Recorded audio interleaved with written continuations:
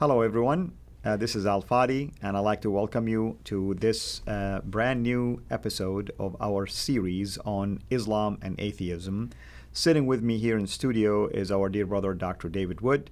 Last time, we used an argument from Islamic sources, speaking to those, of course, who call themselves ex-Muslims and now atheists, using the moral argument in relationship to the character of the Prophet of Islam, Muhammad. And we talked about his marriage to young Aisha when he proposed to her, whether she was 6 or 7 years of age, but consummated the marriage at age 9.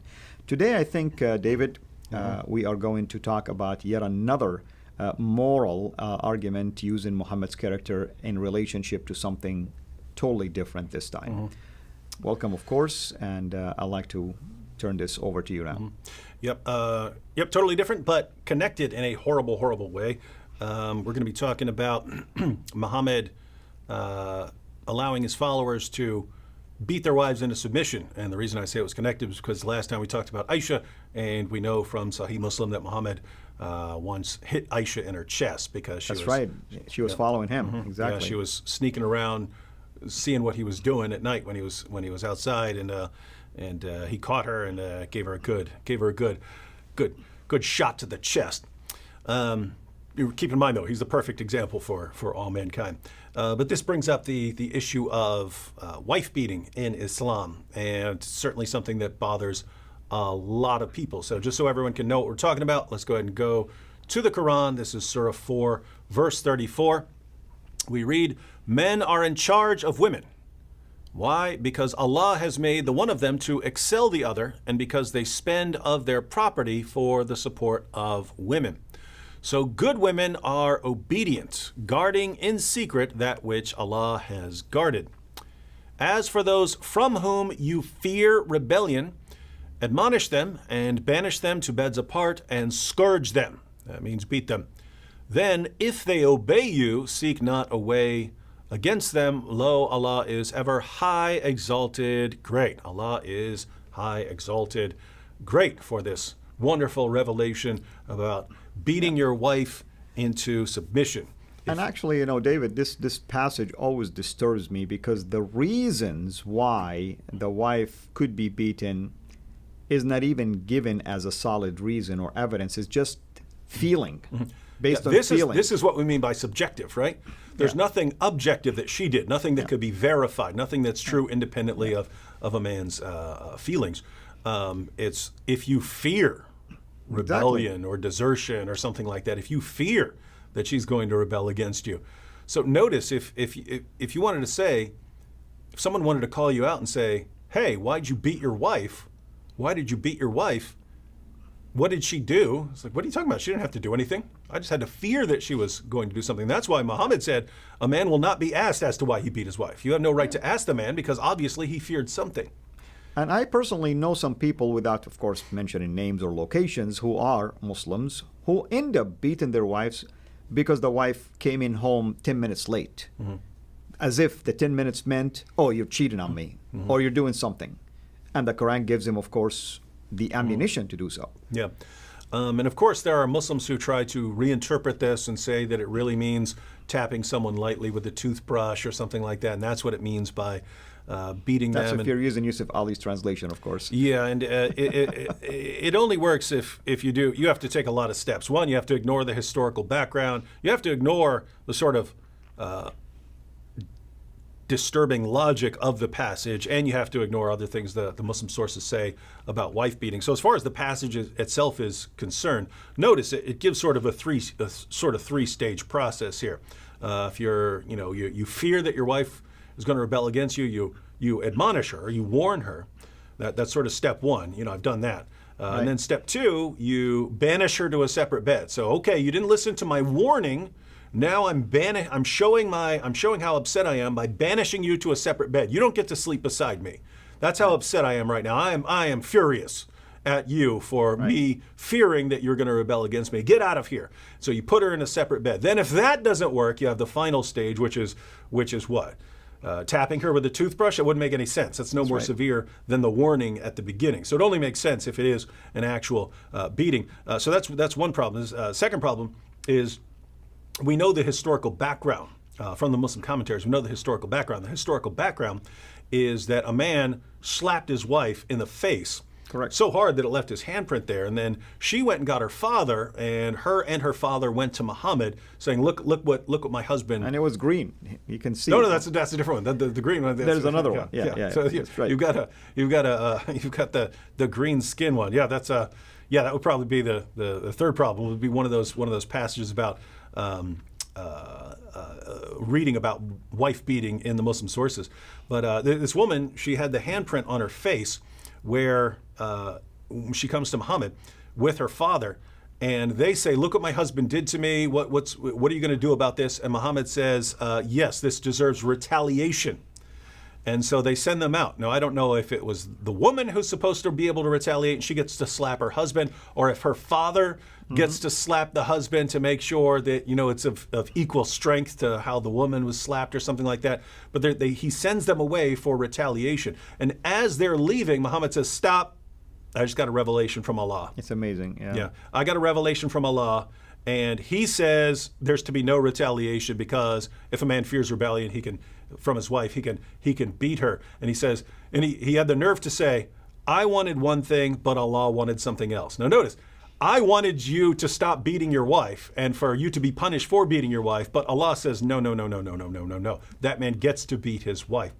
And so that's the historical background. So for Muslims who want to say this isn't about wife beating, they have no clue what they're talking about. And then finally, as you pointed out, we have in the Muslim sources horrible stories about how Muslim husbands were beating their wives. And in the hadith you were referring to, where a woman was beaten until her skin turned green, she goes and complains to Aisha. Aisha brings her to Muhammad, and Aisha says to Muhammad, "I have not seen any woman suffering as much as the believing women." So according to Aisha, who's the mother of the faithful in Islam, Muslim women were treated worse by their husbands than pagan women. In other words, she's saying when we were pagans, we weren't treated this way. We had it better. Women had it better when they were pagans, right? This is amazing, because Muslims today will say, Islam is the fount of women's rights and freedom and blah, blah, blah, blah, blah, and Muhammad is a feminist. It's all total nonsense. Even not according to me, according to Aisha, the mother of the faithful. According to chapter 434, there's no equality right there. So this is just, it's basically what you have is Muslim apologists in the West will say pretty much anything to get people to believe in Islam. Doesn't matter if it's completely flies in the face of all reality. So here's the situation. In the Muslim sources, we have Aisha saying that Muslim women were treated worse by their husbands than pagan women. She comes to Muhammad to pass judgment, and Muhammad, long story short, tells the woman she basically deserves it because she's talking trash about her husband. Exactly, because he apparently wasn't able to get she's her pregnant. She's going around telling people that, and so she deserved her husband beating her until her skin turned green. Now, I just want to be clear, if the Quran refers to tapping someone lightly with a toothbrush, he wasn't tapping very lightly with that toothbrush, right? When you see green, it went beyond tapping. Yeah, that's some serious stuff. I mean, till your skin turned green. That is, and Aisha even said her skin is greener than her clothes. This woman had a green veil on, and Aisha was saying her skin's greener than her green veil. Let me just translate what we mean by green. Bruised. There is blood already under the skin. That's how severe. It's almost like you're having an accident in a car, and all of a sudden everybody's bruised in their face or their arms or their shoulders. That's how severe the beating was. Mm-hmm. And so Muslims sometimes recognize how bad this is. Lots of Muslims recognize how bad it is, but they'll try to explain it away, and that's why they'll try to say it means something else when it clearly doesn't. It can't mean tap lightly with a toothbrush. It can't mean that, given what the Muslim sources say. So it refers to a beating. It can refer to slapping a woman in her face. It can refer to beating a woman till her skin turns green. Men are allowed to beat their wives into submission in Islam. Now, there are Muslims who will look at this and say, you know what, the Quran says that Muhammad is the great pattern of conduct for Muslim men. I cannot imagine this being a good teaching. This can't be a good teaching. This teaching can't come from God. This can't be a good thing to do. This can't be a moral obligation men have to beat their wives into submission. They use a logical argument, basically. Mm-hmm. Yeah, and so they reason, wait a minute, this can't be a good practice. Therefore, Muhammad can't be the pattern of conduct. Therefore, the Quran is wrong, and I need a new belief, right? Worldview or whatever you call it, basically. So some of those who leave Islam because they see this problem with Muhammad actually become atheists. Right? They become atheists. They leave Islam and they become atheists. But as we pointed out with the issue of Muhammad and Aisha, they haven't done away with the problem. They haven't done away with the problem here. They've changed the problem into a new one, which they still have no answer for. And what I mean here is the original problem for the Muslim was, I have been told all my life that Muhammad is the pattern of conduct, that Muhammad is the greatest man who ever lived. But now I'm actually reading the Muslim sources and reading about Muhammad allowing his followers to beat their wives into submission. And I'm seeing how this plays out, that men were hitting their wives in the face, that men were beating their wives until their skin turned green, that Muslim women were treated worse than the pagan women. All of this completely contradicts everything I've been told about Islam. So I don't see how this can go together. Muhammad, the greatest man who ever lived, and Muhammad allowing his followers and promoting wife beating to such an extent that their skin would turn green among women. I can't, these can't go together. I have to drop one or the other. Well, I know Muhammad was promoting wife beating, so I have to drop my belief that he's a pattern of conduct. So they recognize the tension and the inconsistency there. But some of those people become atheists and they think that solves a problem. Well, now I don't believe that Muhammad was a prophet. What's the problem here? Well, we've been discussing throughout this entire series that given atheism, given the atheistic view of what we are, we're what? We're animals. We're smart animals. We are, as Bill Nye said, a speck on a speck on a speck on a speck in the midst of specklessness.